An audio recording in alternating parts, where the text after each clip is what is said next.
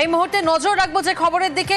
বিভাগীয় তদন্ত, লালবাজারের পুলিশের সন্দেহজনক কাস্ট সার্টিফিকেটের নিয়োগ তদন্ত, অভিযুক্ত কনস্টেবলের বিরুদ্ধে এবার বিভাগীয় তদন্ত লালবাজারের। অমিত প্রতিনিধি আমাদের সঙ্গে রয়েছেন। অমিত, জেলা প্রশাসনের কাছ থেকে রিপোর্টের পরেই কি করা পদক্ষেপ?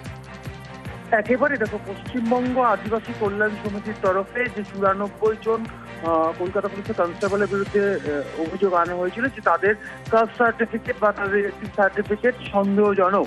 এই অভিযোগ পাওয়ার পরে অনুসন্ধান শুরু করা হয় লালবাজারের তরফে। একজন জয়েন্ট সিপি পদমর্যাদার অফিসারের তত্ত্বাবধানে এই অনুসন্ধান চলছিল। জেলা প্রশাসনের কাছ থেকে ইতিমধ্যে রিপোর্ট এসছে, তাতে দেখা যাচ্ছে যে একজন কনস্টেবল যার 2012 সালে রিক্রুটমেন্ট বা নিয়োগ হয়েছিল কনস্টেবল পদে, তার কাস্ট সার্টিফিকেট বা তার এসটি সার্টিফিকেট সন্দেহজনক বা ডাউটফুল বলে রিপোর্ট পাঠানো হয়েছে জেলার তরফে।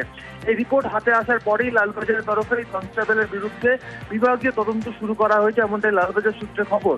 তোমাকে জানিয়ে রাখবো যে পশ্চিমবঙ্গ আদিবাসী কল্যাণ সমিতির তরফে চলতি বছরের ফেব্রুয়ারি মাসে কলকাতা পুলিশের জয়েন্ট সিপি হেডকোয়ার্টারের কাছে তারা লিখিতভাবে অভিযোগ জানিয়েছিলেন যে 2012 সালে যে কনস্টেবল নিয়োগ হয়েছিল তাতে এসটি, যারা নন এসটি ক্যান্ডিডেট তাদেরকে এসটি সার্টিফিকেটের বিনিময়ে নিয়োগ করা হয়েছে। তারপরে অনুসন্ধানের নামে লালবাজার এবং ইতিমধ্যে জেলা প্রশাসনের কাছে রিপোর্ট হাতে আসার পর একজনের কাস্ট সার্টিফিকেট ডাউটফুল, তার বিরুদ্ধে বিভাগীয় তদন্ত শুরু করা হলো।